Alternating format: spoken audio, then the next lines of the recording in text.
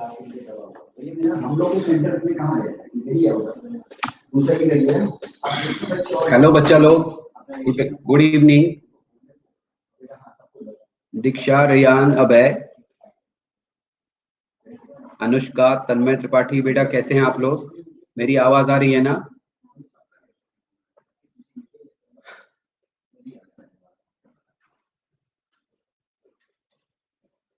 बस 2-4 मिनट आप वेट कीजिए, देखते हैं कौन कौन ज्वाइन करेगा क्लास में, then we will start our class. ठीक है ना?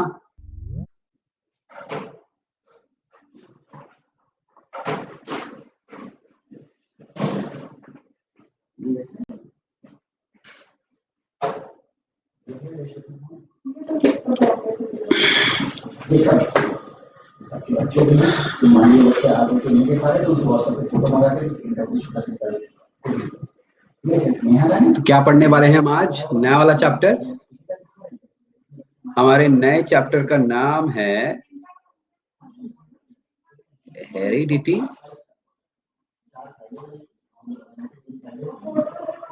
Good evening Abhay and evolution.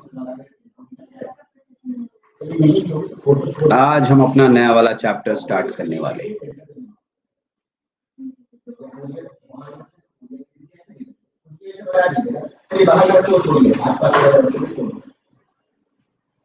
यहाँ पे 4 फाइलें मंगा लीजिए, 9, 10, 11, 12 आगे नहीं था, वो लाइन वो हर साल के लिए लोगों के पास। कौन कौन है हमारे साथ जुड़ा हुआ? दीक्षा, शशांक सिंह, रेयान, अभय, अनुष्का, तन्मय त्रिपाठी। बस बेटा 2 मिनट और।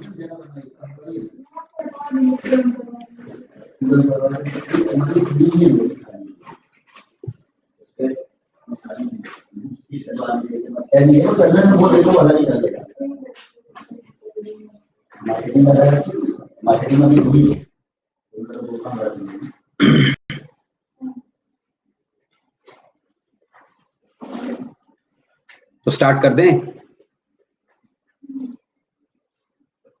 चलिए जी। तो बेटा जी हम आपको जेनेटिक्स के बारे में बोलेंगे। जेनेटिक्स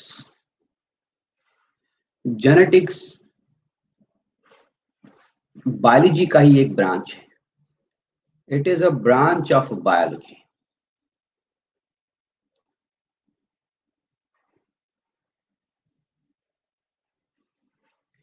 जिसमें हम पढ़ते हैं हेरिडिटी के बारे में। Genetics is a branch of biology which deals with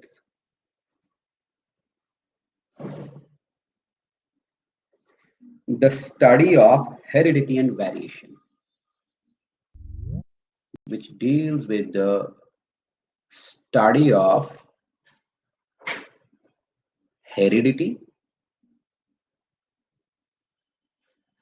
मैं बताऊंगा, टेंशन मत लो, and variations.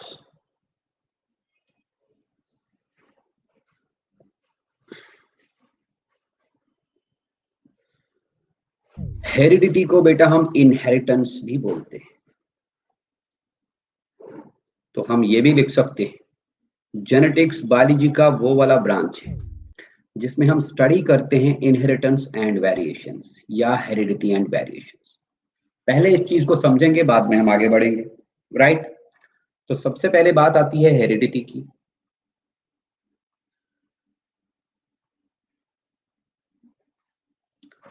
What is this heredity? Heredity या इनहेरिटेंस, इसका मतलब है ट्रांसमिशन या ट्रांसफर भी बोल सकते हो, transmission of characters. Transmission of characters from generation to the generation, from one generation to the next.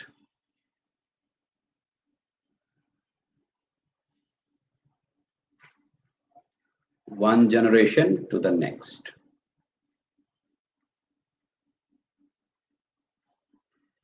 मतलब क्या है इसका? देखिए भाई, अगर पेरेंट जब सेक्सुअल रिप्रोडक्शन करेंगे तो पेरेंट्स के पास जो कैरेक्टर्स होंगे वो उनके ऑफस्प्रिंग्स में आ सकते हैं, है ना? पेरेंट्स का हुआ फर्स्ट जनरेशन,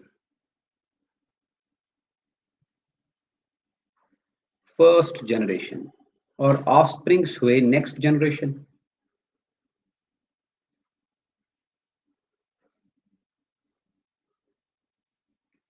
ठीक है, तो अब बोलिए, जब कैरेक्टर्स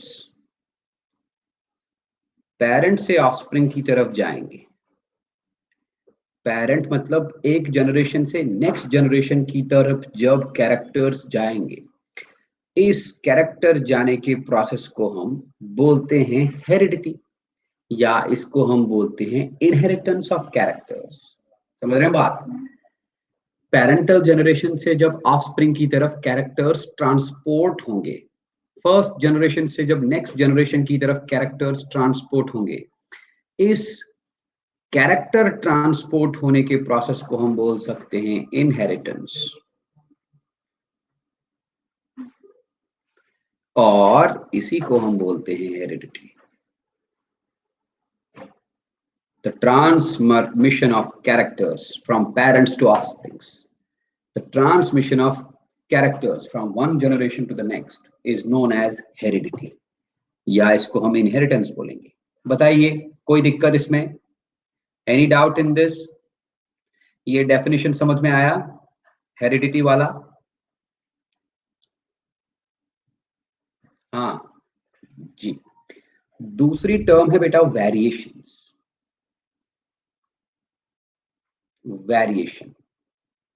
वेरिएशन का मतलब है डिफरेंसेस। डिफरेंसेस किन में? Differences in the characters. तो मैं ऐसे लिखूंगा, डिफरेंसेस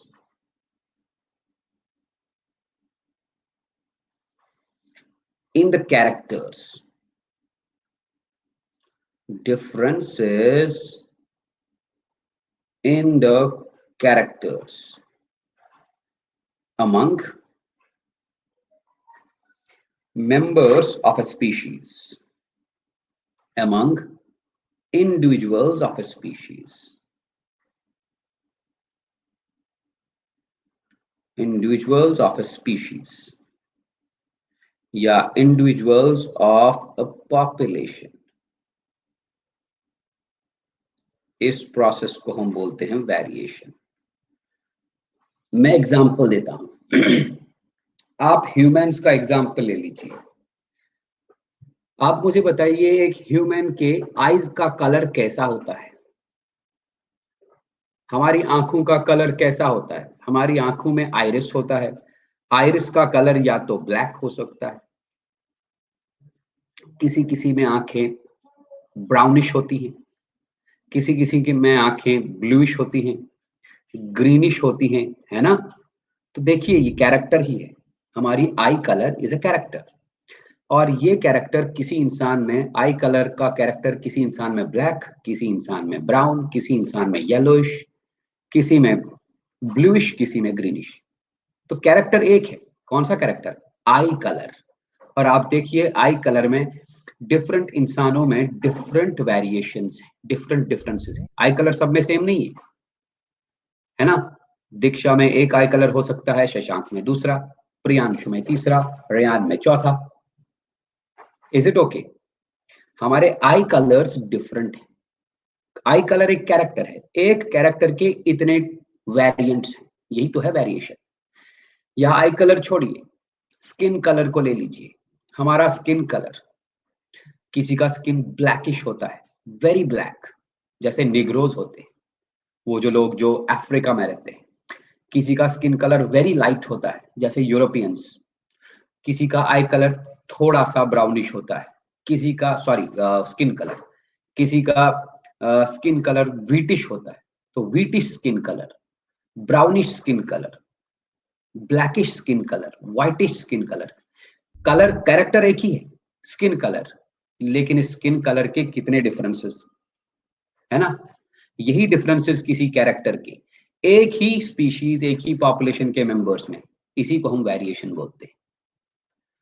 और वो वाला साइंस जो हेरिडिटी और वेरिएशंस को स्टडी करे, वो वाला साइंस जो कैरेक्टर्स ट्रांसपोर्ट होने के प्रोसेस को और वेरिएशंस ऑफ द कैरेक्टर्स को स्टडी करे, वो वाले साइंस को हम जेनेटिक्स बोलेंगे। ठीक है जी? कोई दिक्कत, कोई परेशानी है इसमें?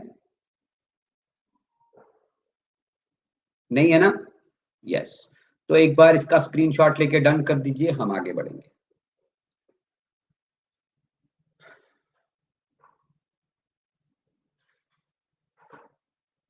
हाँ जी, सारे लोग स्क्रीनशॉट ले लीजिए। दीक्षा, शशांक, सौरभ, प्रियांशु, रेयान, अभय, उज्जवल, अनुष्का, हर्षित, तन्मय।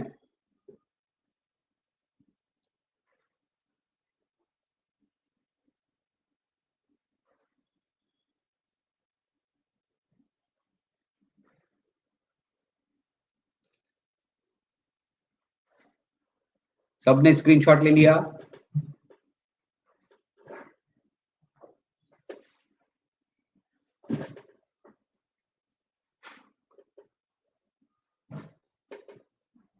प्रियांशु सिंह स्क्रीनशॉट ले लिया, अनुष्का स्क्रीनशॉट ले लिया, उज्जवल। तो हम आगे बढ़ें। यस, आगे बढ़ें।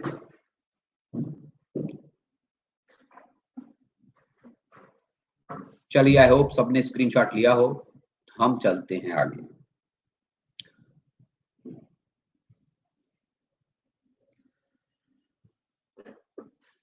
तो क्या सीखा हमने?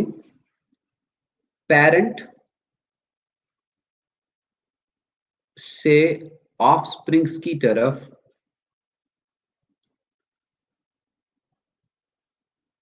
कैरेक्टर्स जाने के प्रोसेस को हम बोलते हैं इनहेरिटेंस या हेरिडिटी।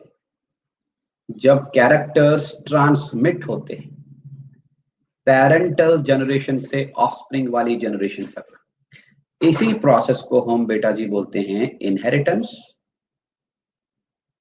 या हम इसको बोलते हैं हेरिडिटी।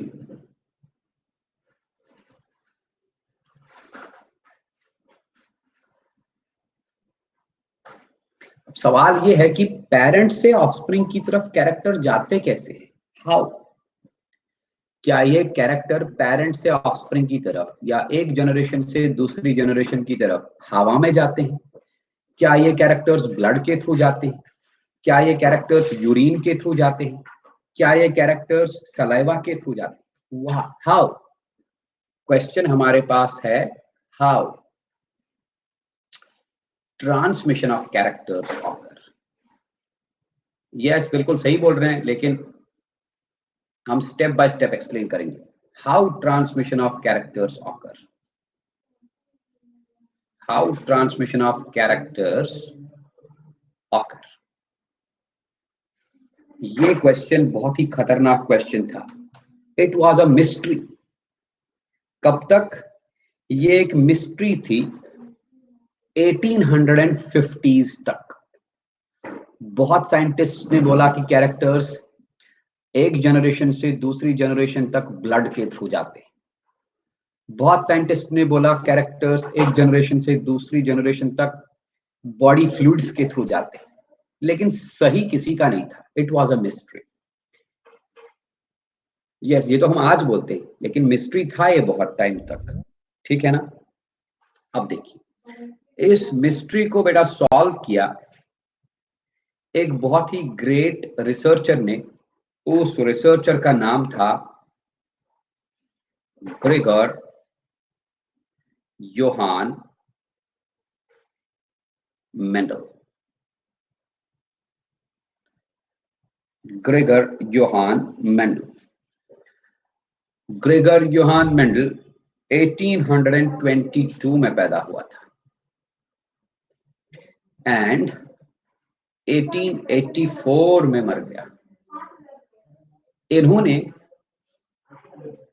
1856 में अप्रोक्सीमेटली, मुझे एग्जैक्ट डेट पता नहीं, इसलिए आप इस डेट को कंफर्म करिएगा।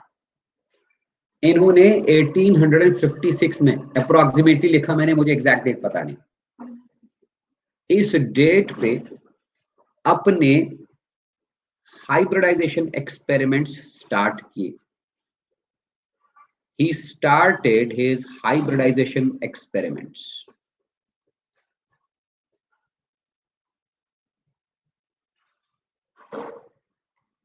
Hybridization experiments in 1856 approximately. किस प्लांट पे? On pea plant. बेटा पी प्लांट ना दो तरह का होता है, एक को हम बोलते हैं पाइसम सटाइवम, दूसरे को बोलते हैं लेथेरस ऑडरेटस। लेथेरस ऑडरेटस, इसको हम कॉमनली बोलते हैं स्वीट पी। पाइसम सटाइवम को हम बोलते हैं गार्डन पी। तो इन्होंने अपने famous hybridization experiments garden pea plant के ऊपर किए, which is botanically known as Pisum sativum. ठीक है, और अपने इन हाइब्रिडाइजेशन एक्सपेरिमेंट्स की मदद से इन्होंने कुछ लॉज बनाए। लॉज, उन लॉज को हम बोलते हैं laws of inheritance. Laws of inheritance, यही लॉज ऑफ इनहेरिटेंस बेस बन गए। These are the base of a very huge branch of biology. That branch of biology is known as genetics. अगर ये मेंडल जी ये एक्सपेरिमेंट्स नहीं करते तो genetics का ओरिजिन नहीं होता। ठीक है जी, दैट इज व्हाई मेंडल को बोला जाता है father of classical genetics. Father of classical genetics. Classical genetics मतलब primitive genetics. मॉडर्न जेनेटिक्स जो है, मॉडर्न जेनेटिक्स का फादर किसी और को बोला जाता है। किनको? उनका नाम है बेटा Thomas Hunt Morgan. But primitive genetics, early genetics या क्लासिकल जेनेटिक्स का फादर बोला जाता है मेंडल, ग्रेगर योहान मेंडल। ठीक है, yes, Thomas Hunt Morgan, he is the father of modern genetics, right. तो ये मैंने आपको कुछ हिस्टोरिकल बैकग्राउंड बताया मेंडल के बारे में। आप एक काम कीजिए बेटा, प्लीज आप इस पेज का भी स्क्रीनशॉट लेके डन कर दीजिए। Then we will start how Mendel did this, कैसे उन्होंने ये काम किया। स्क्रीनशॉट लेके डन कर दीजिए।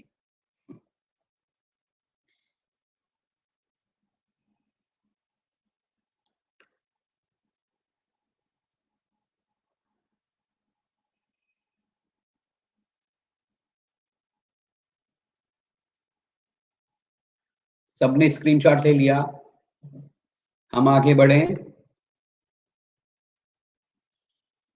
शैल आई?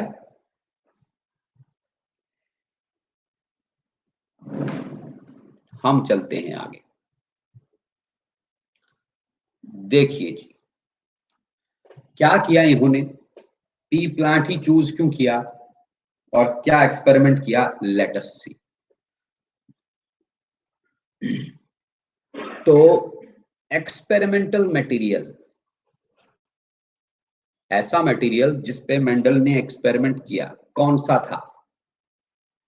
Experimental material for Mendel, research material for Mendel was Pisum sativum. Pisum sativum, which is commonly known as garden pea. अब सवाल ये है कि इन्होंने पाइसम सटैवम को ही चूज क्यों किया? ये कोई और प्लांट भी तो चूज कर सकते थे बेटा। Why did he choose Pisum sativum as his experimental material? बेटा जी इसके पीछे कुछ बहुत ही इंपॉर्टेंट रीजंस हैं और वो रीजंस ये है। पहला वाला रीजन, सबसे पहला रीजन क्या? It was easily available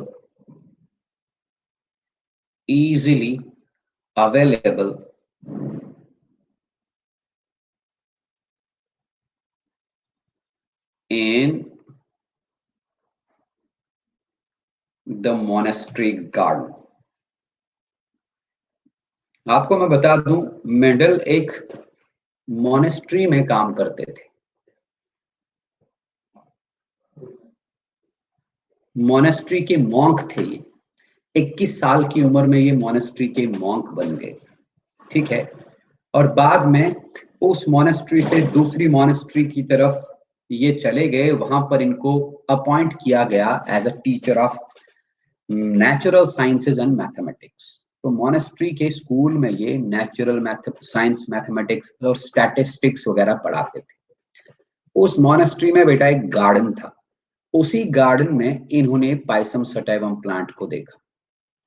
क्योंकि ये गरीब आदमी था, इसके पास पैसे हुआ नहीं करते थे, तो इसको एक्सपेरिमेंटल मटेरियल लाने के लिए पैसा था नहीं। दैट इज व्हाई इन्होंने वैसा वाला एक्सपेरिमेंटल मटेरियल चूज किया जो इजीली अवेलेबल हो, जिसपे इनको पैसा खर्च ना करना पड़े।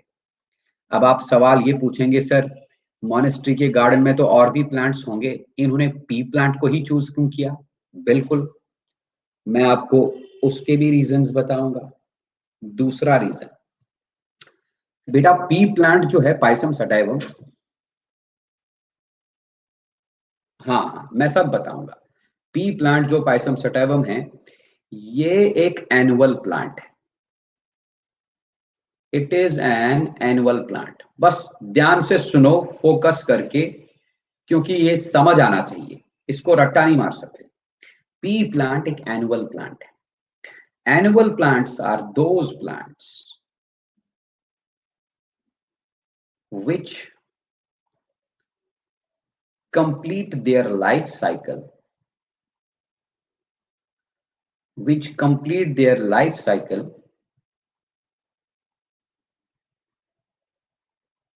in a single growing season.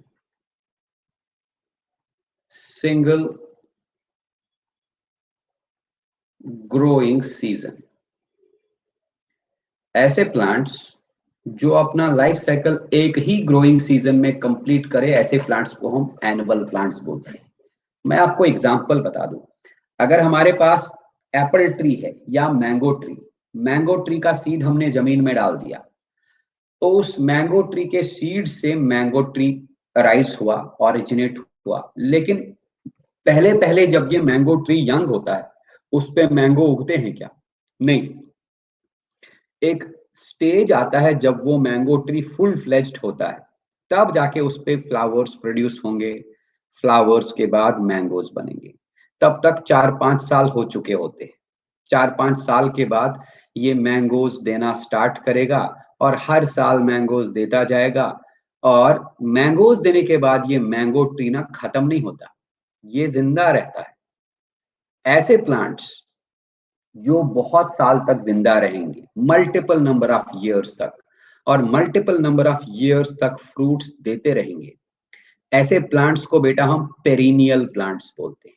Perennial, PERENNIAL।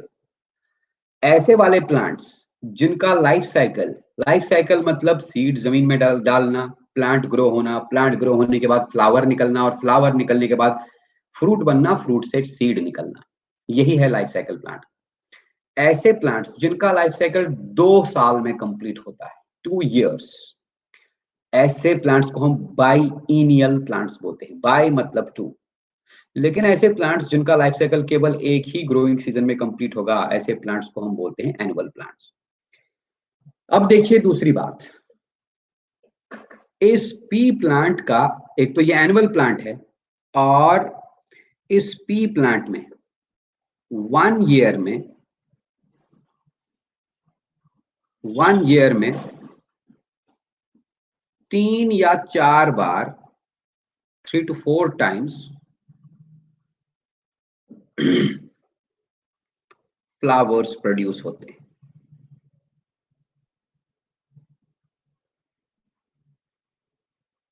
क्या समझे? मतलब एक साल में ये 3 या 4 बार फ्लावर्स प्रोड्यूस करेगा, सीड्स प्रोड्यूस करेगा। इसका मतलब एक साल में ये 4 बार, चलिए मान लेते हैं 3 ही बार सीड्स प्रोड्यूस करेगा। मतलब एक साल में ये 3 जनरेशन ऑफ सीड्स प्रोड्यूस करेगा, है कि नहीं? इसका मतलब इसका ग्रोइंग सीजन कितने महीने का होगा? 4 महीने का। इसका मतलब एक साल में अगर 12 महीने हैं तो 4 महीने का ग्रोइंग सीजन। इसका मतलब एक ही साल के अंदर ये 4 सीजन ऑफ प्लांट्स प्रोड्यूस करेगा। बताओ समझ आया कि नहीं? मैंने कहा पी प्लांट एक एनुअल प्लांट है। इस एनुअल प्लांट में एक साल में 3 या 4 बार सीड्स प्रोड्यूस होते हैं। सीड प्रोड्यूस हुआ तो मतलब इस सीड को हम जब जमीन में डालेंगे नया प्लांट आएगा। वो नया प्लांट फिर से 3 महीने में ही या 4 महीने में ही अपना सीड देगा। उसको जमीन में डालेंगे, वो प्लांट फिर से प्रोड्यूस होके 3 महीने में ही सीड बनाएगा। तो मतलब एक साल में अगर ये इसका ग्रोइंग सीजन 3 महीने का है, मतलब एक साल में ये 3-4 जनरेशन ऑफ प्लांट्स प्रोड्यूस करेगा, right? It can produce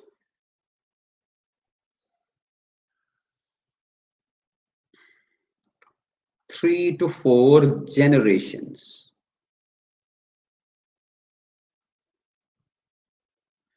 of plants in 1 year. इसका मतलब पी प्लांट का लाइफ साइकिल बहुत ही शॉर्ट है। अब सोचो जरा, मेंडल ने पी प्लांट चूज किया, गार्डन पी पायसम सटाइवा। क्यों? क्योंकि ये एक एनुअल प्लांट है। उसके बावजूद भी मेंडल को अपना पूरा रिसर्च कंप्लीट करने में 9 साल लग गए। How many years? 9 इयर्स। मतलब अगर 1856 में इन्होंने स्टार्ट किया हाइब्रिडाइजेशन एक्सपेरिमेंट्स, तो 1865 में खत्म किया, तो टोटल 9 इयर्स हो गए ना। In spite of the fact कि इसने पी प्लांट चूज किया, और पी प्लांट का लाइफ साइकिल इतना छोटा है, एक साल में ये 4 जनरेशन ऑफ प्लांट्स बनाएगा।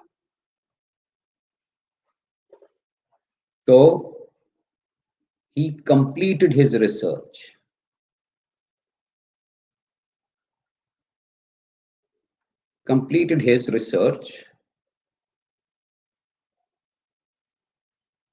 in 9 years। अब सोचो बेटा जी, आप अगर ये कोई ऐसा प्लांट चूज करता जो एक साल में एक ही जनरेशन ऑफ प्लांट्स प्रोड्यूस करता, तो इसको कितने साल लगते रिसर्च कंप्लीट करने में? या अगर ये कोई बाइनियल प्लांट चूज करता जिसका लाइफ साइकिल 2 साल में कंप्लीट हो, तो इसको कितना साल लगता रिसर्च कंप्लीट करने में? इतना छोटा लाइफ साइकिल वाला प्लांट, तब भी इसको 9 साल लगे। If he would have chosen any other plant जिसका लाइफ साइकिल, जिसका ग्रोइंग सीजन 4 महीने से ज्यादा हो, तब इसको बहुत टाइम लगता। 30 साल, 40 साल, 50 साल, बहुत ज्यादा। और उतनी इंसान की उम्र नहीं होती है। इसलिए इसके दिमाग में पहले ही था कि मुझे ऐसा प्लांट चूज करना है जिस प्लांट का लाइफ साइकिल बहुत छोटा हो, जो मुझे एक साल में 3 से 4 generation of plants they. That is why he chose Pisum sativum as his experimental material. Am I okay? Are you getting me? हाँ, सारे लोग को समझ आ रहा है? दीक्षा, शशांक, रेयान, प्रियांशु, सौरभ, अब है उज्जवल। अगर कोई दिक्कत हो रही होगी तो tell me, I am here.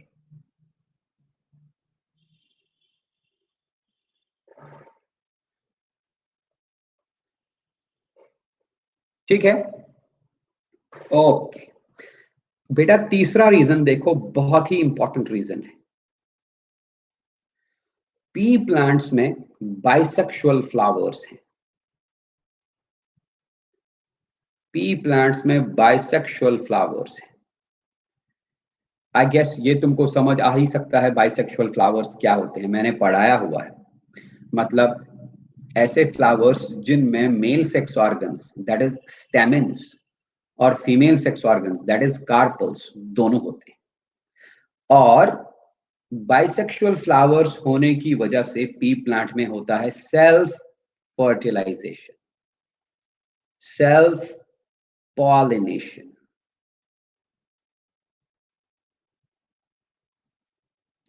Right, यहां तक कोई दिक्कत नहीं। अब देखो सेल्फ पॉलिनेशन में क्या होता है। अगर बेटा ये एक प्लांट है, पी प्लांट,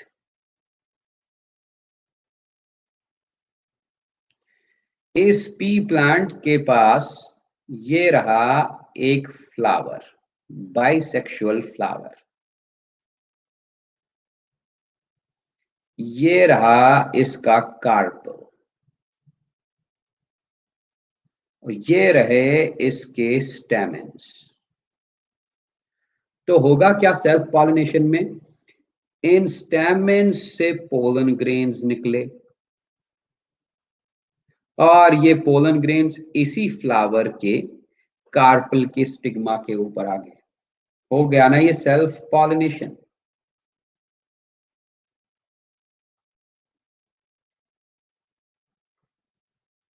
राइट, इसका मतलब ये है कि पी प्लांट के अंदर जो भी कैरेक्टर्स होंगे वो प्योर कैरेक्टर्स होंगे, उन कैरेक्टर्स में मिलावट नहीं होगी।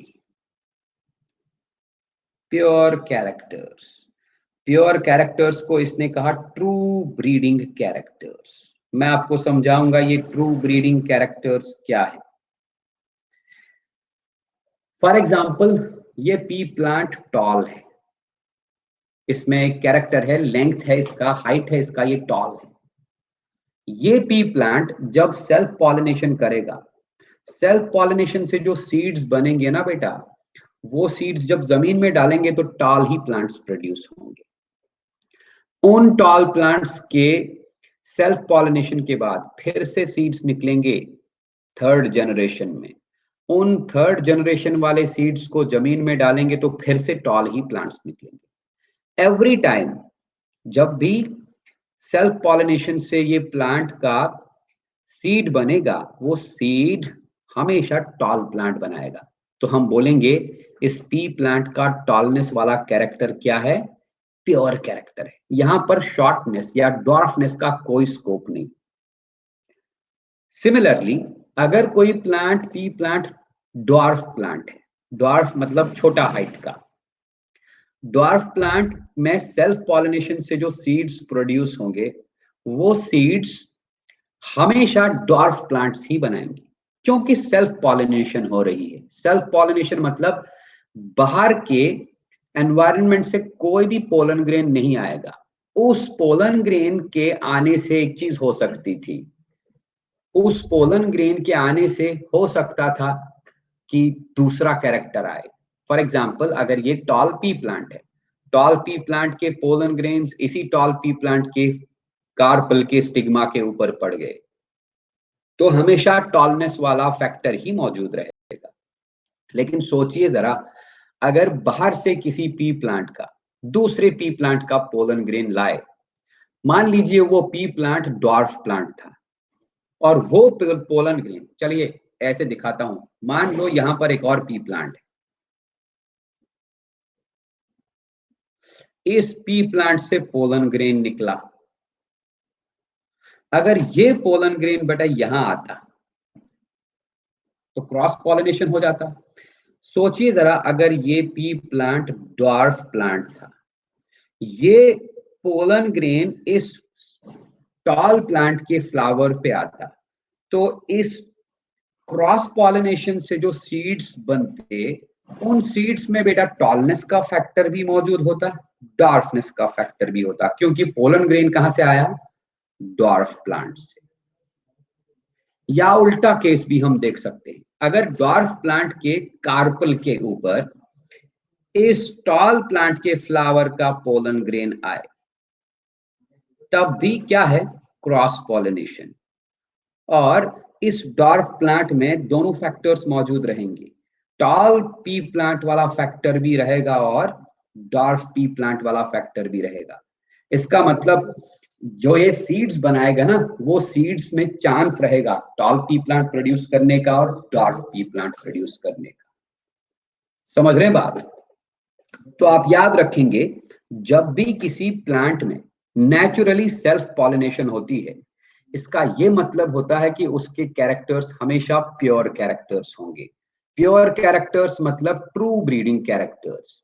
ट्रू ब्रीडिंग कैरेक्टर्स मतलब जब ये सेल्फ पॉलिनेटेड प्लांट सीड्स बनाएगा, वो एक ही तरह के प्लांट्स बनाएगा, उनमें सेम कैरेक्टर्स होंगे जो पेरेंट में होंगे। लेकिन अगर क्रॉस पॉलिनेशन होगा बेटा, क्रॉस पॉलिनेशन से दूसरे प्लांट के पोलन ग्रेन्स आएंगे, हो सकता है उनमें किसी दूसरे कैरेक्टर का फैक्टर मौजूद हो, और उस फैक्टर से नए वाले प्लांट्स प्रोड्यूस होने के चांसेस हैं। नए वाले प्लांट्स मतलब जिनमें पेरेंटल कैरेक्टर्स के अलावा कोई नया कैरेक्टर हो, but that can happen only in cross pollination.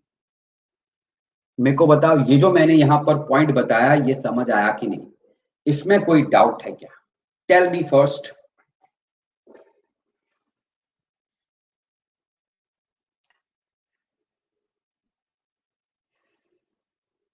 नहीं है ना doubt? Diksha, Shashank, Saurabh, Priyanshu, Reyan, Abhay, Ujjwal, Anushka, no doubt. Okay, फिर एक काम करो, इसका अगेन स्क्रीनशॉट लेके डन कर दो, मैं अगले पेज पे जाऊंगा।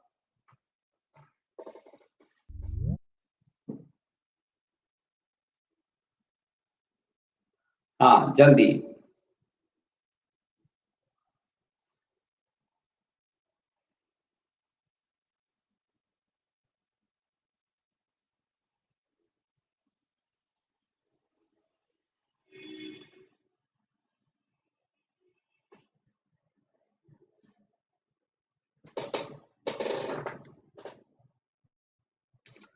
हाँ जी, सारे स्क्रीनशॉट ले लिए?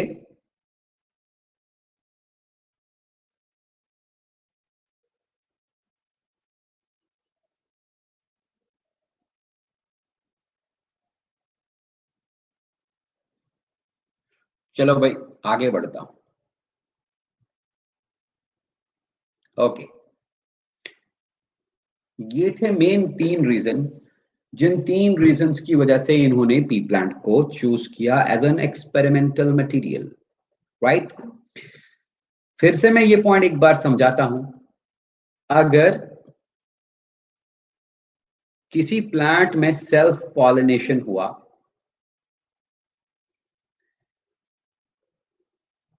सेल्फ पॉलिनेशन का मतलब है all the characters will be true characters. All the characters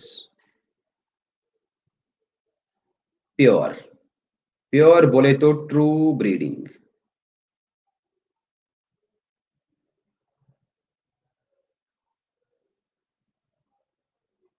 right? तो व्हाट हैपन, जो नेक्स्ट जनरेशन ऑफ प्लांट्स बनेंगे,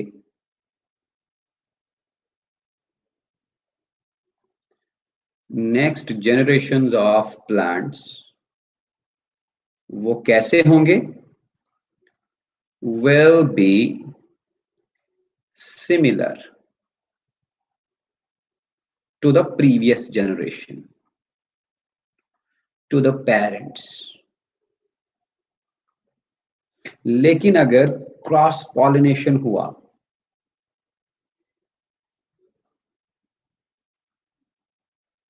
तो क्रॉस पॉलिनेशन से जो नेक्स्ट जनरेशन वाला प्लांट बनेगा, वो प्योर कैरेक्टर वाला प्लांट नहीं होगा। नेक्स्ट generation plants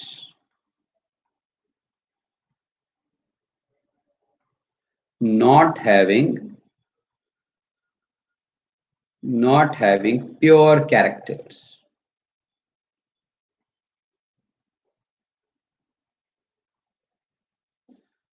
तो होगा क्या? They will be capable of producing. They will be capable of producing parental like plants as well as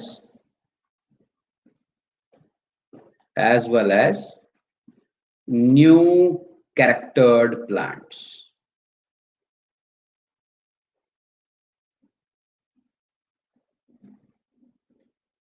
ये चीज आपने याद रखनी है, ठीक है बेटा। एक और रीजन देखिए, मेंडल ने इस पाइसम सटाइवम में 7 पेयर्स ऑफ कॉन्ट्रास्टिंग कैरेक्टर्स देखे। 7 pairs of contrasting characters, 7 pairs of contrasting characters. कौन से 7 पेयर्स ऑफ कॉन्ट्रास्टिंग कैरेक्टर्स थे मैं बोलूंगा, आप लिखते जाइए, आप देखते जाइए। पहला, फ्लावर कलर। पहला कैरेक्टर इन्होंने पी प्लांट में नोटिस किया, फ्लावर कलर। इन्होंने देखा फ्लावर कलर के 2 वेरिएंट्स हो सकते हैं, एक पर्पल, किसी किसी पी प्लांट में पर्पल फ्लावर्स और किसी किसी पी प्लांट में व्हाइट फ्लावर्स, राइट। दूसरा, प्लांट लेंथ,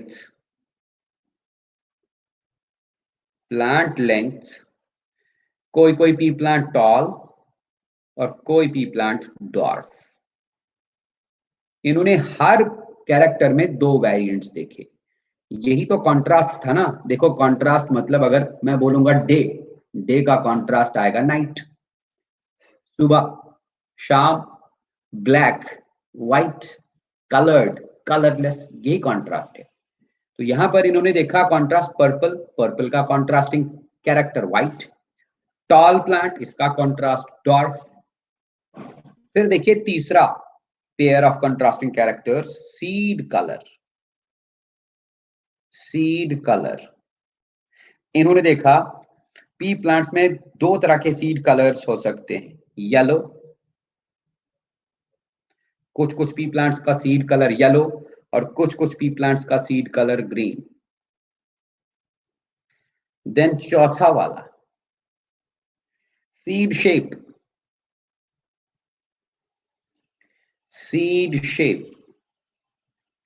कुछ पी प्लांट्स के सीड्स राउंडेड थे और कुछ पी प्लांट्स के सीड्स थे रिंकल्ड। राउंडेड रिंकल्ड मैं समझाता हूं। अगर राउंडेड ऐसा है, रिंकल्ड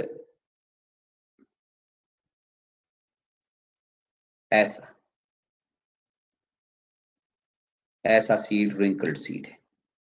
क्या समझे? जिसका आउटलाइन बाउंड्री रिंकल्ड, ऐसा। कितने हुए? 4। पहले इसका स्क्रीनशॉट लीजिए, बाकी 3 मैं अगले पेज पे बताऊंगा। स्क्रीनशॉट लेके जल्दी से डन कर दीजिए।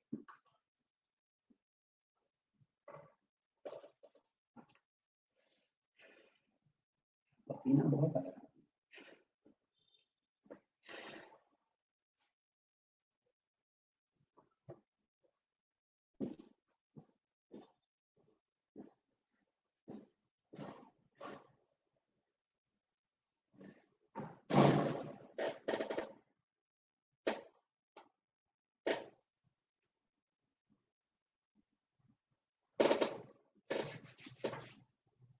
हाँ जी, हो गया।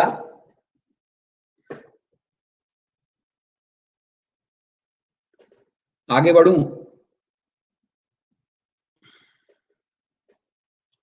Shall I move? चलिए, आई होप आपने स्क्रीनशॉट लिया होगा।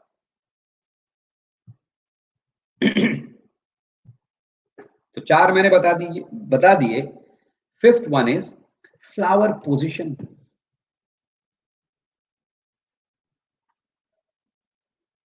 फ्लावर पोजिशन,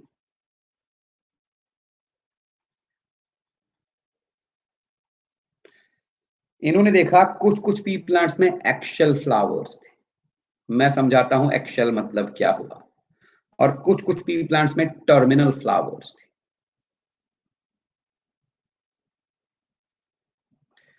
एक्शल फ्लावर का मतलब है बेटा, अगर ये प्लांट है तो ये रहा लीफ, राइट। लीफ और ब्रांच का, ये ब्रांच है, लीफ और ब्रांच के बीच में जो एंगल है ना बेटा, एंगल, इस एंगल को हम एक्सल बोलते हैं। क्या? एक्सल। अगर फ्लावर एक्सल से अराइज हुआ तो ऐसे फ्लावर को हम बोलेंगे एक्शल फ्लावर। लेकिन अगर कोई फ्लावर ब्रांच के या मेन स्टेम के टिप पे होगा, लाइक दिस, इस फ्लावर को हम टर्मिनल फ्लावर बोलेंगे। ठीक है जी। 4 हो गए, 5 5। फिर देखिए pod shape. Another character that Mendel saw was pod shape. P plants में दो तरह के पॉड्स होते थे, इन्फ्लेटेड पॉड्स। कुछ पी प्लांट्स में इन्फ्लेटेड पॉड्स, कुछ पी प्लांट्स में कंस्ट्रिक्टेड पॉड्स।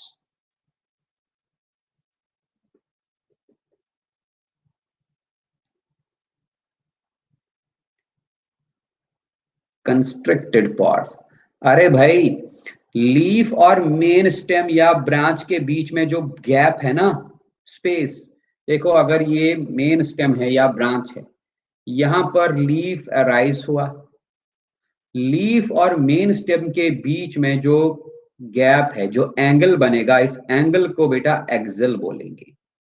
और एक्सल के अंदर से अगर फ्लावर प्रोड्यूस होगा, उस फ्लावर को एक्शल फ्लावर बोलेंगे, जैसा मैंने यहां पर दिखाया।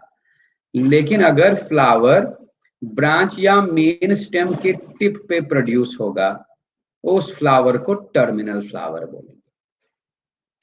पॉड शेप हो गया। फिर आएगा पॉड कलर। हाँ, इन्फ्लेटेड पॉड मतलब देखिए, अगर पॉड कुछ इस तरह का होगा,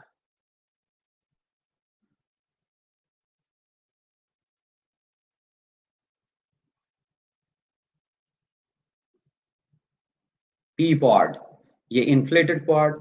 लेकिन अगर पॉड कुछ इस तरह होगा,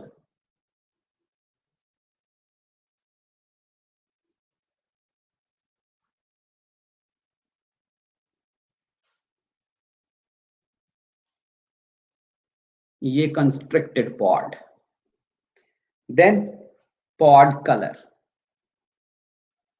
पॉड कलर, पॉड कलर, कुछ पी प्लांट्स में ग्रीन पॉड्स थे और कुछ पी प्लांट्स में येलो पॉड्स थे। ठीक है, ये थे 7 पेयर्स ऑफ कंट्रास्टिंग कैरेक्टर्स जो मेंडल ने पी प्लांट के अंदर देखे। तो मेंडल ने क्या क्या रीजन दिया, किस किस रीजन से इन्होंने पी प्लांट को चुना as experimental material. Pea plant में 7 पेयर्स ऑफ कंट्रास्टिंग कैरेक्टर्स थे। दूसरा रीजन, पी प्लांट में सेल्फ पॉलिनेशन होता था नेचुरली, इसका मतलब उसके अंदर जितने भी कैरेक्टर्स हैं वो सारे कैरेक्टर्स ट्रू ब्रीडिंग हैं या प्योर कैरेक्टर्स। तीसरा रीजन, पी प्लांट एक एनुअल प्लांट था, पी प्लांट में ग्रोइंग सीजन 3 महीने का होता है, इसका मतलब वो एक ही साल में 4 जनरेशन ऑफ प्लांट्स प्रोड्यूस करेगा। चौथा reason, pea plant easily available था इनके मोनेस्ट्री के गार्डन में। So because of these 4 main reasons, इन्होंने पी प्लांट को चूज किया as an experimental material, right. अब देखिए, अब मैं आपको बताऊंगा कि इन्होंने एक्सपेरिमेंट किया क्या। ये अपने हाइब्रिडाइजेशन एक्सपेरिमेंट्स में करते क्या थे। Mendel's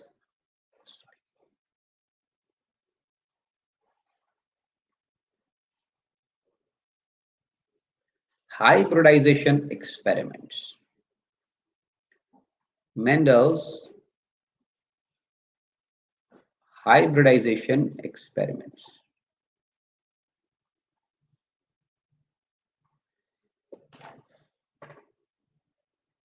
एक मिनट। तो मेंडल अपने हाइब्रिडाइजेशन एक्सपेरिमेंट्स में करते क्या थे? देखो, पी प्लांट में नेचुरली होता है सेल्फ पॉलिनेशन और सेल्फ फर्टिलाइजेशन।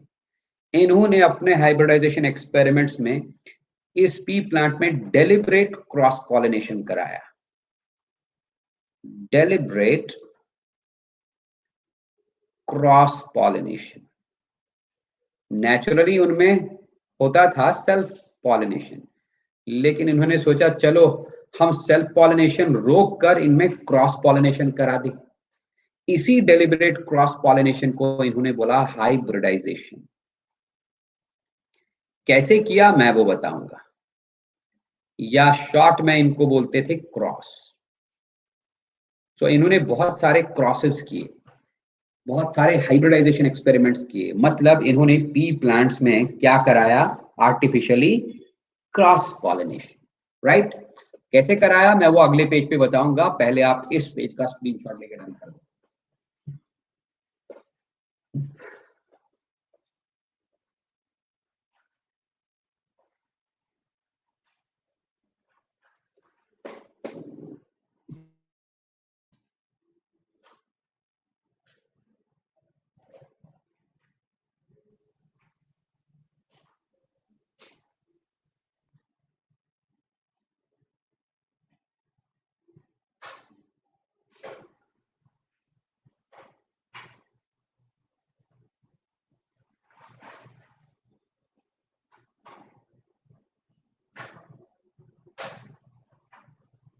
हो गया स्क्रीनशॉट सबका?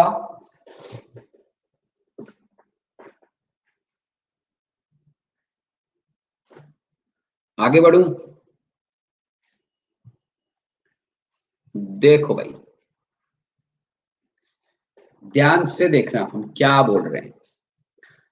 तो ये रहा मेंडल का हाइब्रिडाइजेशन एक्सपेरिमेंट, हम एग्जाम्पल से समझाएंगे।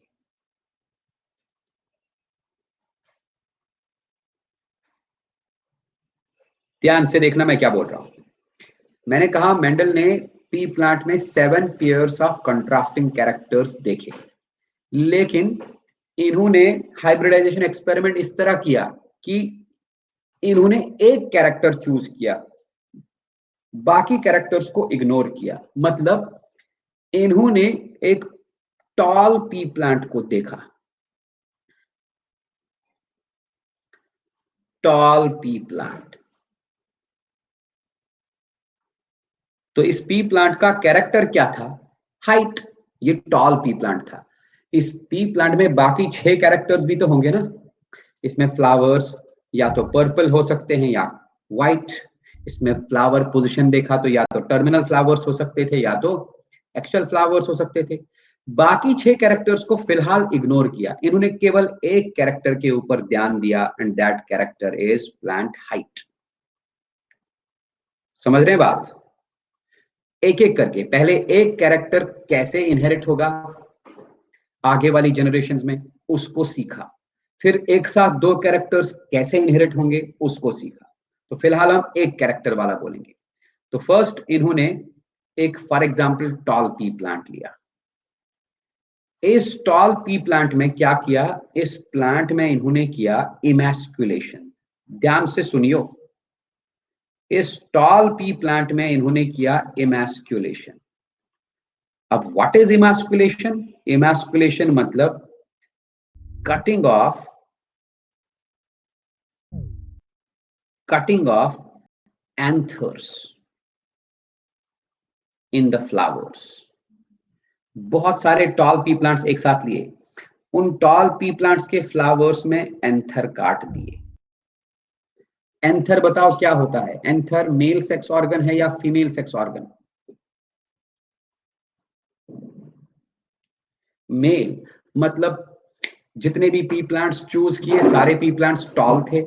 उन टॉल पी प्लांट्स में हर फ्लावर में जितने भी एंथर्स थे उन एंथर्स को काट दिया, मतलब मेल सेक्स ऑर्गन्स को काट दिया। अब इन फ्लावर्स में क्या बचे? Female sex organs. Female sex organs को हम क्या बोलेंगे? कार्पल्स। तो हम ये भी बोल सकते हैं ना, emasculation is a process of what? Process of making a flower female only, क्योंकि मेल पार्ट्स तो इसने काट दिए। समझ रहे बात? इमास्कुलेशन सिंपली एक प्रोसेस है जिसमें फ्लावर के एंथर्स को काटा जाए, लेकिन हम इसको ऐसे भी डिफाइन कर सकते हैं, emasculation is a process of conversion of a bisexual flower into a female flower. क्योंकि अब इस फ्लावर में, अब इन फ्लावर्स में सिर्फ और सिर्फ कार्पोल्स बचे, ओवरी बचा, बाकी तो इसने काट दिया ना। ठीक है, देन क्या किया? देन इस टॉल का कॉन्ट्रास्ट क्या है बेटा?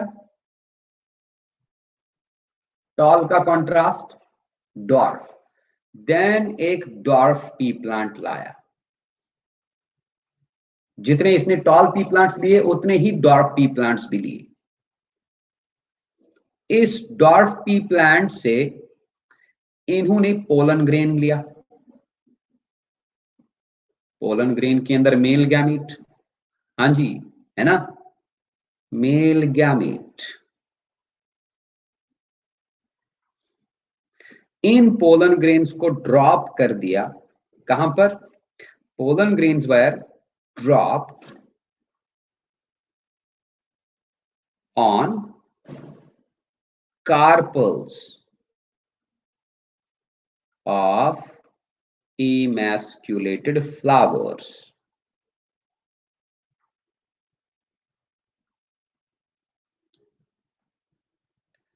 Of say tall pea plants. Tall pea plant में सिर्फ और सिर्फ अब कार्पल वाले फ्लावर्स थे। उन कार्पल वाले फ्लावर्स के कार्पल्स के स्टिग्मास पे इन डॉर्फ पी प्लांट्स से लाए हुए पोलन ग्रेन्स को ड्रॉप कर दिया, और फिर इस टॉल पी प्लांट के कार्पल को पॉलीथीन बैग से कवर कर दिया, ताकि बाहर से कहीं उड़ते उड़ते किसी और पोलन ग्रेन का आगमन ना हो, बाहर से उड़ते उड़ते कोई और पोलन ग्रेन ना आए। अब सोचो जरा, पी प्लांट में नेचुरली होता था सेल्फ पॉलिनेशन, लेकिन बंदे ने क्या किया? सेल्फ पॉलिनेशन को होने ही नहीं दिया। उसने सेल्फ पॉलिनेशन होने वाले एंथर्स को, सेल्फ पॉलिनेशन कराने वाले एंथर्स को काट ही दिया, और फिर दूसरे कंट्रास्टिंग कैरेक्टर वाले प्लांट से पोलन ग्रेन लाया और इमास्कुलेटेड फ्लावर पे ड्रॉप कर दिया। तो करा दिया ना डेलिब्रेट क्रॉस पॉलिनेशन। यही तो है deliberate cross pollination. Deliberate cross pollination, right. इसी डेलिब्रेट क्रॉस पॉलिनेशन को बोला इसने हाइब्रिडाइजेशन। क्यों? मैं बताता हूं हाइब्रिडाइजेशन क्यों बोला, या शॉर्ट में इसने बोला क्रॉस। हाइब्रिडाइजेशन क्यों बोला? सीधी सी बात है, टॉल पी प्लांट्स के पास जितने भी फ्लावर्स हैं, हर फ्लावर के अंदर कार्पल ही कार्पल, और उन कार्पल्स के अंदर पड़ चुके हैं पोलन ग्रेन्स जो इसने लाए थे डॉर्फ पी प्लांट से। तो कार्पल के अंदर होता क्या है बेटा? कार्पल के अंदर होता है ओव्यूल्स। हर ओव्यूल के अंदर डॉर्फ पी प्लांट का पोलन ट्यूब जाएगा, है ना। मतलब हर ओव्यूल के अंदर जो एग है, एग के साथ टॉल पी प्लांट वाले एग के साथ डॉर्फ पी प्लांट वाला मेल गैमिट फ्यूज होगा। मतलब जो सीड बनेगा ना, जो इस क्रॉस से बेटा सीड बनेगा, इस सीड के अंदर टॉलनेस वाला फैक्टर भी होगा,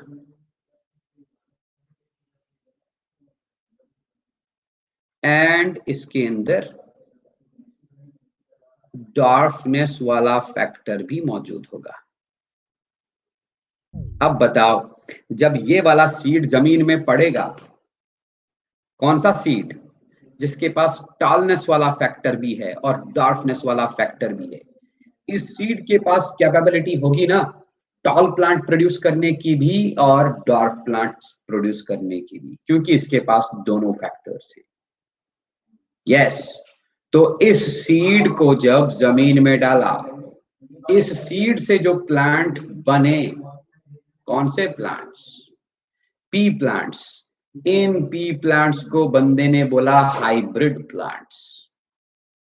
हाइब्रिड प्लांट्स क्यों? इसलिए नहीं कि ये पी प्लांट टॉल भी था, डॉर्फ भी था, इसलिए क्योंकि इस पी प्लांट में टॉलनेस का फैक्टर भी है और डॉर्फनेस का फैक्टर भी है। बाद में ये टॉल है या डॉर्फ, वो हम बाद में देखेंगे। इस पी प्लांट में टॉलनेस का फैक्टर भी आया, डॉर्फनेस का फैक्टर भी आया। क्यों? क्योंकि ये पी प्लांट एक ऐसे सीड से बना है जिस सीड में टॉलनेस का फैक्टर भी है, डॉर्फनेस का फैक्टर भी है। इन पी प्लांट्स को इसने कहा हाइब्रिड प्लांट्स या F1 generation plants. So F1 generation plants were hybrid plants. Am I clear? Am I clear? हाँ दीक्षा, सौरभ, यादव, रेयान, अभय, अनुष्का, हर्षित, तन्मय, मुझे बताओ अगर कोई डाउट है इसमें, तो अगर कोई दिक्कत है तो बताओ। नहीं है तो फिर स्क्रीनशॉट लेके डन कर दो जल्दी से।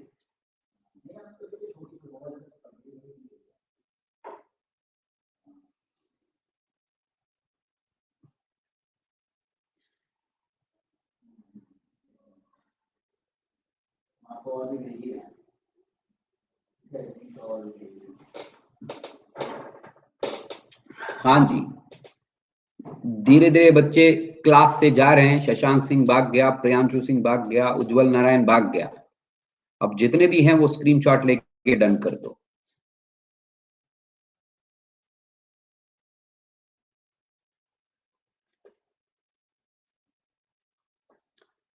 हम बढ़ते हैं आगे।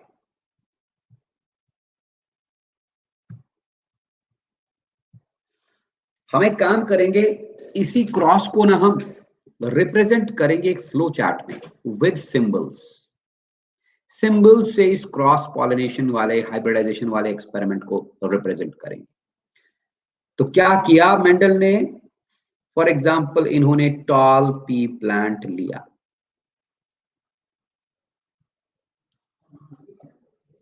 ठीक है, और इस टॉल पी प्लांट में बंदे ने किया था इमैस्कुलेशन।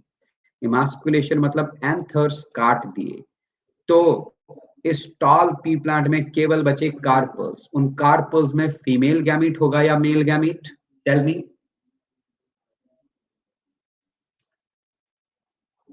Female gamete. इसका मतलब टॉल पी प्लांट से इन्होंने लिया फीमेल गैमीट। तो मैं ये लिख सकता हूं ना, टॉल पी प्लांट फीमेल, इसका मतलब इससे फीमेल गैमीट। इस टॉल पी प्लांट को हाइब्रिडाइज कराया एक डॉर्फ पी प्लांट के साथ।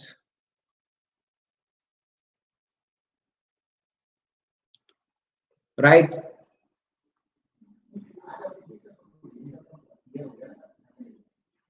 डॉर्फ पी प्लांट से क्या लिया? Pollen grain. पोलन ग्रेन बोले तो उसके अंदर मेल गैमीट होता है, तो डॉर्फ पी प्लांट को मैं मेल लिख सकता हूं। याद रहे, फीमेल हम इस साइन से रिप्रेजेंट करते हैं, मेल को इस साइन से रिप्रेजेंट करते हैं।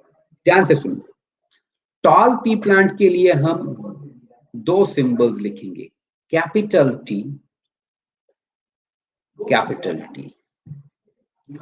डॉर्फ पी प्लांट के लिए भी दो सिंबल्स लिखेंगे, स्मॉल टी, स्मॉल टी। इसके पीछे भी, ये हम रैंडमली नहीं लिख रहे हैं बेटा, इसके पीछे भी मेंडल ने एक रीजन बताया। क्या रीजन? सुनिए, रैंडमली हम नहीं लिख रहे हैं ये, there is a reason behind this. Reason क्या था? ध्यान से देखिए। मेंडल ने कहा every character, sorry, every character, हर कोई character is controlled by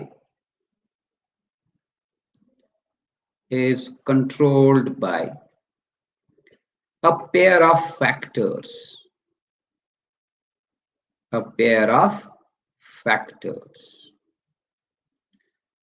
Every character is controlled by a pair of factors.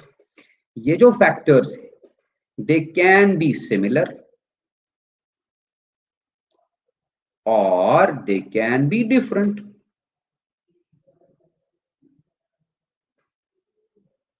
For example, अगर प्लांट हाइट है, प्लांट हाइट की बात कर रहे हैं हम यहां पर इस क्रॉस में, प्लांट हाइट है बेटा एक कैरेक्टर, इस कैरेक्टर के पीछे दो फैक्टर्स होंगे, पेयर ऑफ फैक्टर्स होगा।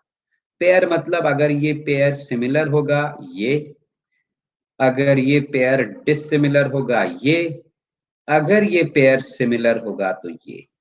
समझ रहे हैं बात? Every character is controlled by pair of factors. Her character के पीछे दो फैक्टर्स होंगे। ये फैक्टर्स सिमिलर भी हो सकते हैं as seen in case of capital T, small T, small T. और ये फैक्टर्स डिफरेंट भी हो सकते हैं as seen in case of capital T, small T.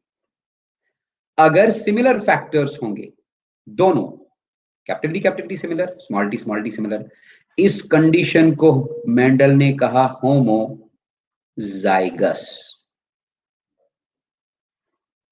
और याद रहे होमोजाइगस कंडीशन में कैरेक्टर्स कौन से निकलेंगे?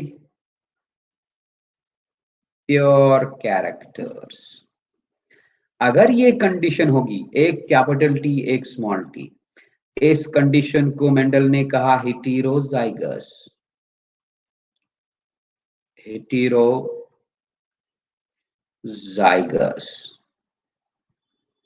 और हेटेरोजाइगस कंडीशन प्योर कैरेक्टर नहीं है, it is not a pure character.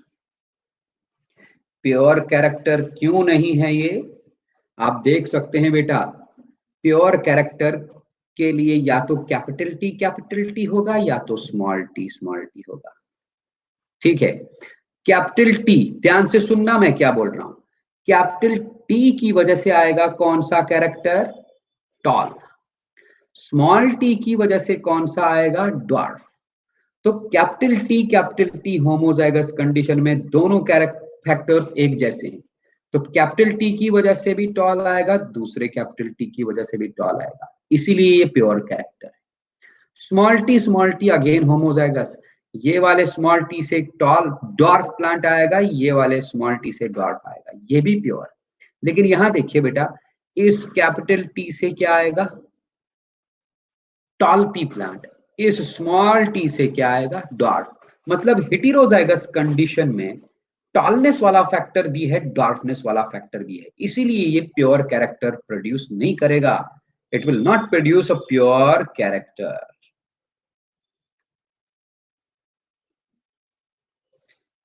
ठीक है, मुझे बताओ यहां तक कोई दिक्कत कोई परेशानी है तो बताओ। Any doubt here? No problem. Diksha, Saurabh Yadav, Reyan, Anushka, Harshit, Tanmay Tripathi, any doubt? No. Okay, ध्यान से देखिए, ध्यान से देखिए, अब फोकस करिए। अब देखिए, अब जब ये टॉल पी प्लांट, क्योंकि फीमेल है, ये फीमेल गैमीट्स बनाएगा बेटा, it will produce two types of, it will produce female gametes. Female gamete बनने के टाइम पे ये कैपिटल टी और कैपिटल टी अलग हो जाएंगे। एक कैपिटल टी एक फीमेल गैमीट में जाएगा, दूसरा कैपिटल टी दूसरे फीमेल गैमीट में जाएगा। सिमिलरली जब dwarf P plant male gamete बनाएगा ना, तो इसके स्मॉल टीज भी सेपरेट होंगे। एक मेल गैमीट के अंदर स्मॉल टी, दूसरे मेल गैमीट के अंदर भी स्मॉल टी। क्या समझे? What are these? These are gametes. तो गैमीट बनने के टाइम पे ये जो दो दो फैक्टर्स हैं हर कैरेक्टर के पीछे, ये फैक्टर्स क्या होंगे? सेपरेट। तो gametes at the time of gamete formation, at the time of gamete formation, at the time of sex cell formation, gamete formation, what happens? Pair of factors separate. Pair of factors separate. Pair of factors बेटा अलग हो जाएंगे. 50% factors एक gamete में जाएंगे, 50% factors दूसरे gamete में जाएंगे. मतलब एक फैक्टर 50% गैमीट्स में जाएगा, दूसरा फैक्टर 50% गैमीट्स में जाएगा. ठीक है ना जी? तो हम एक काम करेंगे, अगर मैं आपको बताऊंगा कि यार फीमेल गैमीट्स कितने टाइप्स के हैं, कैपिटल टी एक ही टाइप है ना, तो यहां पर हम बोल सकते हैं ना only one type of female gametes, क्योंकि सारे फीमेल गैमीट्स में एक ही चीज है, कैपिटल टी. सिमिलरली यहां पर सारे मेल गैमीट्स में स्मॉल टी, तो only one type of male gamete. क्या समझे? तो मैं दो टीज के बदले, दो फीमेल गैमीट्स के बदले एक ही लिख दूं, चलेगा क्योंकि सारे एक जैसे हैं. दो मेल गैमीट्स के बदले एक ही स्मॉल टी लिखूं, चलेगा क्योंकि सारे मेल गैमीट्स एक जैसे. जब ये मेल गैमीट और फीमेल गैमीट फ्यूज होगा फर्टिलाइजेशन प्रोसेस में, तो जायगोट बनेगा. उस जायगोट में ये कैपिटल टी होगा और यहां से आया हुआ स्मॉल टी होगा. सीड बन गया, उस सीड में कैपिटल टी भी है, स्मॉल टी भी है. अब बताओ ये सीड हाइब्रिड है कि नहीं? हाँ या ना? यस, ये हाइब्रिड इसलिए है क्योंकि इसके पास टॉलनेस वाला फैक्टर है और ड्वार्फनेस वाला फैक्टर है. टॉलनेस फैक्टर और dwarfness factor.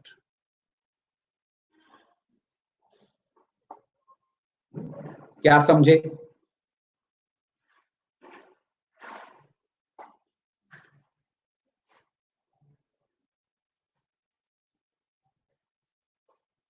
Is it okay?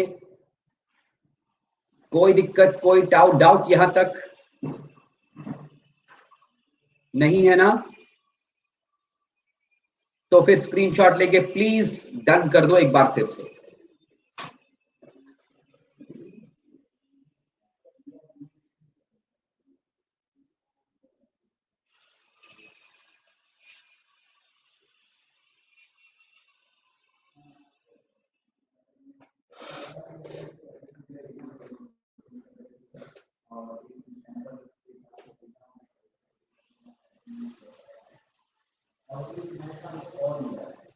चबा जल्दी, हमारे पास सिर्फ 15 मिनट बचे हैं, जल्दी कीजिए.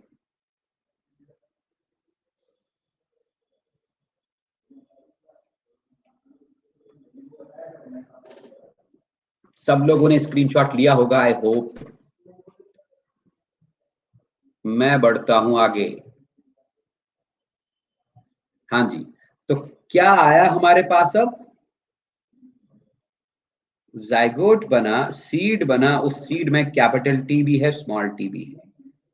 राइट मैंने कहा capital T is the factor for tallness.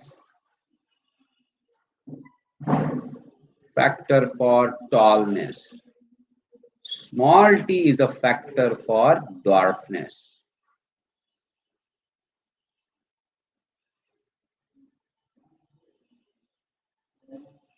ठीक है, ये सीड जब जमीन में गया, sown in soil,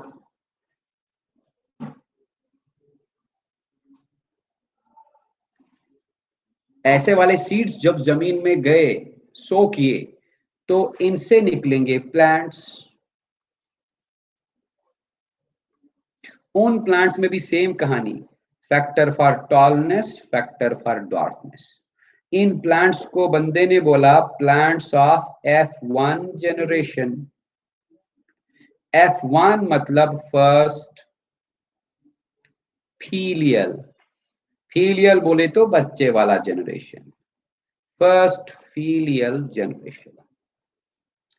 अब तुम लोग मुझे बताओ, ये जो प्लांट्स F1 जनरेशन में पैदा हो गए, लॉजिकली इन प्लांट्स में टॉलनेस वाला फैक्टर भी है, डॉर्कनेस वाला फैक्टर भी है। तो लॉजिकली ये प्लांट्स ना तो टाल होने चाहिए ना तो डार्क होने चाहिए, है ना? समझ रहे हो बात? अगर हम अपने लॉजिक के हिसाब से सोचे तो इन F1 जनरेशन वाले प्लांट्स में टॉलनेस वाला फैक्टर भी है बेटा, और डार्कनेस वाला फैक्टर भी है। ठीक है, तो लॉजिकली ये ना तो टॉल होने चाहिए ना डार्क, इनमें इंटरमीडिएट हाइट होनी चाहिए थी। लेकिन मैंने आपको पहले ही बताया, मेंडल ने देखा सिर्फ हर कैरेक्टर के दो कॉन्ट्रास्ट, या तो प्लांट टॉल हो सकता है या तो डार्क। इंटरमीडिएट हाइट वाले प्लांट्स कभी देखे ही नहीं, इसने थे ही नहीं। तो इसका मतलब ये प्लांट्स ना इंटरमीडिएट हाइट के नहीं होंगे। तो मेंडल ने ऑब्जर्व क्या किया, उन्होंने ऑब्जर्व किया all these plants were toll. हमारे लॉजिक के हिसाब से ये होने चाहिए थे इंटरमीडिएट हाइट के, but Mendel observe that F1 generation वाले जितने भी प्लांट्स थे वो टॉल थे, in spite of the fact इनमें फैक्टर फॉर टॉलनेस भी था, फैक्टर फॉर डार्कनेस भी था। अब इन्होंने क्या किया, इन्होंने इन F1 जनरेशन वाले प्लांट्स को सेल्फ पॉलिनेट होने दिया। सेल्फ पॉलिनेट होने के प्रोसेस को हम आसान भाषा में सेल्फिंग बोलते हैं। क्या बोलते हैं? सेल्फिंग। इधर मैं आपको समझाता हूं कुछ और चीज, ध्यान से देखिएगा।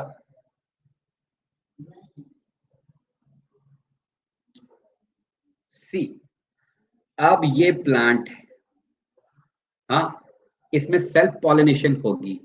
सेल्फ पॉलिनेशन इस बार मतलब इसने फ्लावर्स में एंथर्स नहीं काटे। इन प्लांट्स के पास एंथर्स भी हैं, इन प्लांट्स के पास कार्पल्स भी है, राइट? एंथर्स के अंदर पोलन ग्रेन्स बनेंगे, पोलन ग्रेन्स के अंदर मेल गैमेट्स।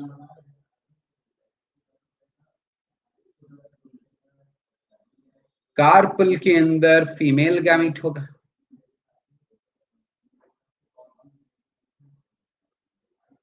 ठीक है जी, ध्यान से देखिए।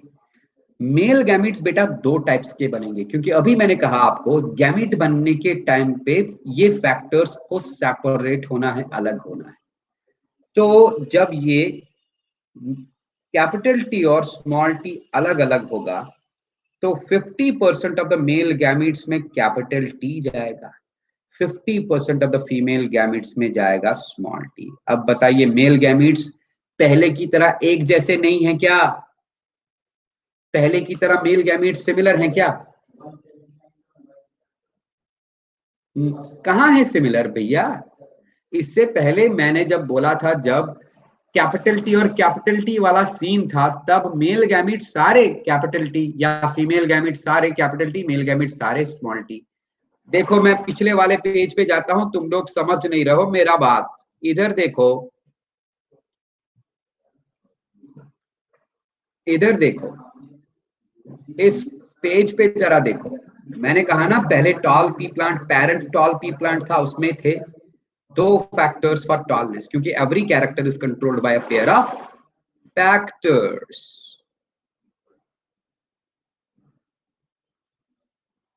हाँ, तो जब ये फैक्टर्स गैमीट बनने के टाइम पे सेपरेट होंगे, कैपिटल टी सेपरेट हो गया, एक कैपिटल टी 50% गैमीट में जाएगा फीमेल गैमीट में, दूसरा कैपिटल टी 50% फीमेल गैमीट में जाएगा। तो सारे फीमेल गैमिट्स में कैपिटल टी, तो सारे फीमेल गैमिट्स एक ही टाइप के हुए ना। यहां पर भी सारे फीमेल गैमिट्स में स्मॉल टी, तो सारे फीमेल गैमिट्स एक ही टाइप के हुए ना। बट मैं कुछ और बोल रहा हूं यहां पर बेटा, इधर ध्यान से देखो तुम। Capital T small T hybrid condition है। जब मेल गैमिट्स बनेंगे तो 50% मेल गैमिट्स में कैपिटल टी गया और 50% मेल गैमिट्स में स्मॉल टी। तो कैपिटल टी वाला मेल गैमिट और स्मॉल टी वाला मेल गैमिट क्या ये एक जैसे हैं? Are they similar? नहीं, two different types of male gametes, two different types of male gametes. Similarly female gamete भी दो तरह के बनेंगे। 50% फीमेल गैमीट में जाएगा कैपिटल टी और 50% फीमेल गैमीट में जाएगा small T. Again female gametes भी बेटा क्या होंगे, two different types of female gametes. समझ रहे हैं बात? तो जब ये प्लांट सेल्फ पॉलिनेशन करेंगे तो हम क्या करेंगे, हम एक स्क्वायर बनाएंगे, उसी से दिखाएंगे आप।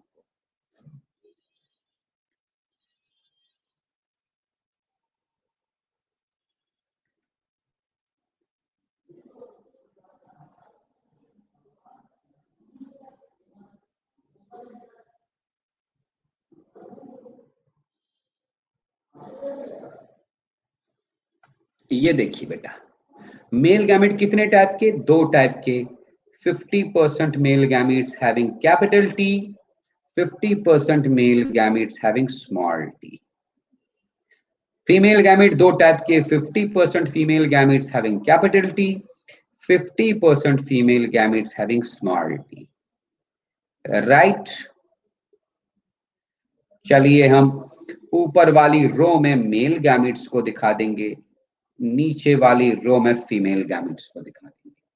ठीक है ना? अब देखो, अगर कैपिटल टी वाला फीमेल गैमेट कैपिटल टी वाले मेल गैमेट के साथ फ्यूज हुआ तो कंडीशन होगा कैपिटल टी कैपिटल टी। बताओ ये सीड से जो बनने वाले प्लांट्स होंगे, ये प्लांट्स टॉल होंगे या डॉर्फ?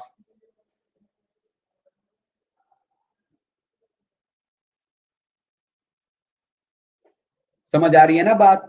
ये होंगे toll P plants.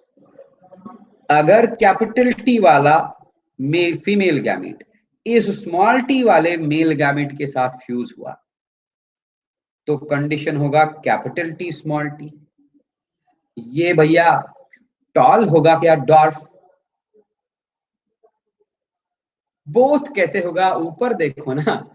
No doubt इसमें हाइब्रिड कंडीशन है। इधर देखो, इसमें कैपिटल टी वाला फैक्टर भी है और स्मॉल टी वाला फैक्टर भी है, लेकिन ऊपर भी तो यही था ना, factor for tallness, factor for dwarfness. उसके बावजूद भी ये प्लांट्स कैसे थे, F1 जनरेशन वाले प्लांट्स? टॉल। तो ये भी टॉल ही होगा। अब देखो, ये वाला फीमेल गैमेट स्मॉल टी वाला और कैपिटल टी वाला male gamete, again condition capital T small T. फिर भी इसमें दो वाले फैक्टर्स हैं, टॉलनेस वाला फैक्टर, डॉर्फनेस वाला फैक्टर, लेकिन उसके बावजूद भी ये टॉल पी प्लांट्स होंगे। मैं बताऊंगा ना रीजन इसके पीछे क्या है। और अगर स्मॉल टी वाला फीमेल गैमेट स्मॉल टी वाले मेल गैमेट के साथ फ्यूज हुआ तो कंडीशन स्मॉल टी आएगा। अब इसमें दोनों ड्वार्फनेस वाले फैक्टर्स हैं तो ये प्लांट्स होंगे ड्वार्फ। अब देखिए बेटा, कैपिटल टॉल प्लांट्स कितने पैदा हो गए? चार में से तीन, 3 parts of the plants out of 4 parts were tall। और ड्वार्फ प्लांट्स कितने पैदा हो गए? 1, है ना? अब देखिए मेंडल ने एक्सप्लेन कैसे किया। वैसे हमारे पास 4 मिनट बचे हैं, जल्दी जल्दी हम बोलेंगे। हमको जाना पड़ेगा बेटा पिछले वाले पेज में। ध्यान से देखिएगा, मैं पिछले वाले पेज में, पहले इसका स्क्रीनशॉट ले लो क्योंकि टाइम कम है हमारे पास। क्लास से अभी कोई नहीं भागना, क्योंकि अगर क्लास से आउट चले गए फिर वापस एंटर नहीं कर सकते क्योंकि क्लास खत्म होने वाली है। जल्दी जल्दी स्क्रीनशॉट करो, जल्दी।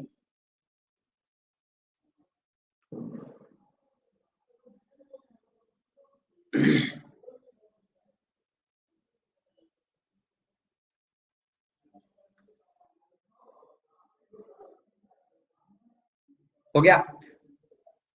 हाँ हाँ बिल्कुल बिल्कुल, इधर देखो, मैं पिछले पेज पे जा रहा हूं, ध्यान से देखिए। इस F1 जनरेशन वाले प्लांट की तरफ ध्यान दे दो। ये है ना F1 जनरेशन वाला प्लांट, F1 जनरेशन, या अगले ही पेज पे बताता हूं, कोई टेंशन नहीं। ये है ना F1 जनरेशन वाला प्लांट बेटा। F1 जनरेशन वाले प्लांट में टॉलनेस वाला factor, this is the tallness factor, और ये रहा ड्वार्फनेस वाला फैक्टर। लॉजिकली इनको होना चाहिए था इंटरमीडिएट हाइट, लेकिन मैंने बताया ये सारे प्लांट्स टॉल क्यों। मेंडल ने ऐसे एक्सप्लेन किया, F1 जनरेशन वाले प्लांट में दोनों फैक्टर्स है, टॉलनेस वाला factor as well as dwarfness वाला फैक्टर, लेकिन टॉलनेस वाला फैक्टर बेटा डोमिनेंट, क्या डॉर्फनेस वाला फैक्टर को इसने बताया रिसेसिव। ठीक, डोमिनेंट फैक्टर हमेशा रिसेसिव फैक्टर को दबा के रखेगा, दबा के रखेगा मतलब इसको एक्सप्रेस नहीं होने देगा। एक्सप्रेस नहीं होने देना मतलब टॉलनेस वाला फैक्टर अपना रॉप दिखाएगा तो टॉलनेस ही प्रोड्यूस करेगा प्लांट में। डॉफनेस वाले प्लांट को बोलेगा कि तू अपना फैक्टर, अपना इफेक्ट दिखाई मत, डॉफनेस दिखाई मत, इसको दिखाने नहीं देगा। That is why plants of F1 generation will be toll. इस वाले केस में देखो, यहां पर दोनों फैक्टर्स टॉलनेस वाले तो कोई दिक्कत ही नहीं है, टॉल प्लांट। दोनों फैक्टर्स डॉफनेस वाले आए तो कोई दिक्कत ही नहीं, डॉफनेस डॉफ प्लांट। लेकिन यहां अगेन सीन वही है, दोनों फैक्टर्स है, टॉलनेस वाला फैक्टर और डॉफनेस वाला फैक्टर। टॉलनेस वाला फैक्टर डॉफनेस वाले फैक्टर को एक्सप्रेस नहीं होने देगा, दबा के रखेगा। तो कैपिटल टी जो है टॉलनेस वाला फैक्टर, ये हुआ डोमिनेंट, और स्मॉल टी जो है डॉफनेस वाला फैक्टर, ये हुआ रिसेसिव। यहां पर same condition, capital T small T को एक्सप्रेस नहीं होने देगा, दबा के रखेगा, मतलब कैपिटल टी है डोमिनेंट और स्मॉल टी है रिसेसिव। समझ रहे बात? तो क्या सीखा हमने, मेंडल ने बोला F1 जनरेशन में जितने भी प्लांट्स आएंगे वो सारे टॉल होंगे, ऑल्दो उनके अंदर टॉलनेस वाला फैक्टर भी है, डॉर्फनेस वाला फैक्टर भी है, फिर भी वो टॉल होंगे। क्यों? क्योंकि डॉर्फनेस वाला फैक्टर एक्सप्रेस नहीं हो पाता, वो अपना इफेक्ट नहीं दिखा पाता in presence of capital T. Dwarfness वाला फैक्टर स्मॉल टी अपना इफेक्ट तब दिखाएगा जब उसके साथ दूसरा वाला स्मॉल टी होगा, जब उसको सप्रेस करने वाला नहीं होगा। समझ रहे बात? इसी कंक्लूजन से मेंडल ने एक लॉ डिड्यूस किया बेटा, उस लॉ को हम बोलते हैं law of dominance. Law of dominance. ठीक, तो क्या सीखा हमने, जब भी हाइब्रिड कंडीशन होगी, हाइब्रिड कंडीशन को हम हेटेरोजाइगस कंडीशन बोलते हैं। हेटेरोजाइगस कंडीशन में एक फैक्टर डोमिनेंट फैक्टर होगा, दूसरा फैक्टर रिसेसिव फैक्टर होगा। जैसे कि कैपिटल टी और small T, capital T dominant factor है, स्मॉल टी रिसेसिव फैक्टर है। डोमिनेंट फैक्टर रिसेसिव फैक्टर को एक्सप्रेस नहीं होने देगा, इसीलिए F1 जनरेशन में वही वाला इफेक्ट आएगा जो डोमिनेंट फैक्टर वाला इफेक्ट होगा। जैसे कि यहां पर कैपिटल टी डोमिनेंट फैक्टर है, इसका इफेक्ट टॉलनेस है तो टॉलनेस आया F1 जनरेशन में। जब भी रिसेसिव फैक्टर के साथ डोमिनेंट फैक्टर होगा, जैसा कि हेटेरोजाइगस या हाइब्रिड कंडीशन में होता है, तो इफेक्ट आएगा डोमिनेंट फैक्टर वाला। यही है लॉ ऑफ डोमिनेंस। मेरे को बताओ इसमें कोई दिक्कत, कोई परेशानी है? स्क्रीनशॉट ले लो जल्दी से, take a screenshot again.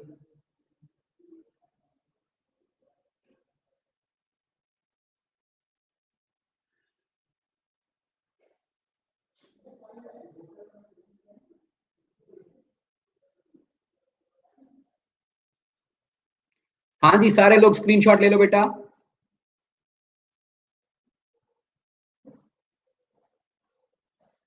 Okay, तो क्योंकि हमारी क्लास खत्म हो गई, इसी चीज को हम अगली क्लास में एक्सप्लेन करेंगे। 3-4 लॉज हैं, law of dominance, law of unit factors, law of segregation वगैरह, वो हम बताएंगे। लेकिन आपको ये चीज जो मैंने पढ़ाई, इस चीज को भैया अच्छे से रिवाइज करके दिमाग में डाल के तभी मैं वो लॉज बोल पाऊंगा। ठीक है ना? चलो बेटा, मिलते हैं अगली क्लास में। एक मिनट मैं अटेंडेंस ले लूं।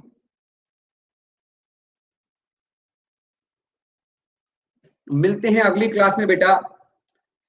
Bye bye and take care. आप क्लास छोड़ सकते हो।